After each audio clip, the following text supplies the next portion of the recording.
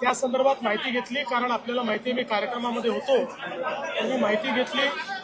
त्या ठिकाणी एक बाहेरच्या व्यक्तीने एक चुकीचं स्टेटस ठेवल्यामुळे आणि त्या ठिकाणी कुठल्या तरी पुजाऱ्याने बलात्कार केला वगैरे अशा प्रकारचं काहीतरी स्टेटस ठेवल्यामुळे तणाव निर्माण झाला आणि लोक रस्त्यावर आले. जमावाला पांगवण्याकरता काही प्रमाणात लाठीचार्ज देखील करावा लागला. पण आता परिस्थिती नियंत्रणामध्ये आहे.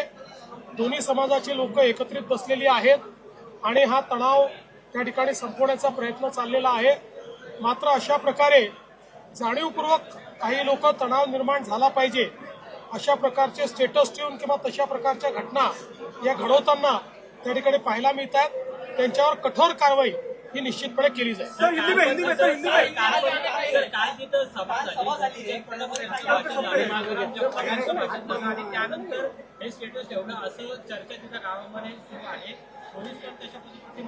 असं आहे, मला एक सांगा की सभा झाल्यानंतर असं स्टेटस ठेवण्याची मुभा दिली आहे का कोणाला?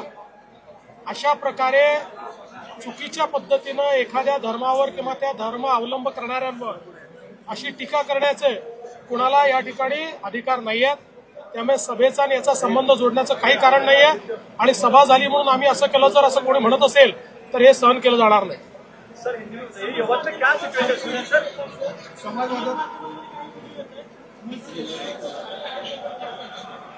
असं आहे की आता त्या ठिकाणी शांतता आहे. आता हे व्हिडिओ नेमके तिथले आहेत की बाहेरचे आहेत हेही बघावं लागेल. अनेक वेळा अशा परिस्थितीमध्ये आपण मागे देखील पाहिला, डॉक्टर्ड व्हिडिओ, बाहेरचे व्हिडिओज हे देखील दाखवले जातात. प्रिसिपिटेट करण्याचा प्रयत्न केला जातो. त्यामुळे या सगळ्या गोष्टीची त्या ठिकाणी चौकशी केली जाते. आपण काय आवाहन कराल? माझं एकच आवाहन आहे की सगळ्यांनी शांतता ठेवली पाहिजे. कोणीही कायदा हातात घेऊ नका.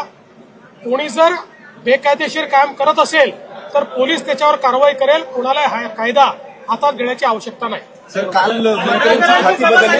एक पॉलिटिकल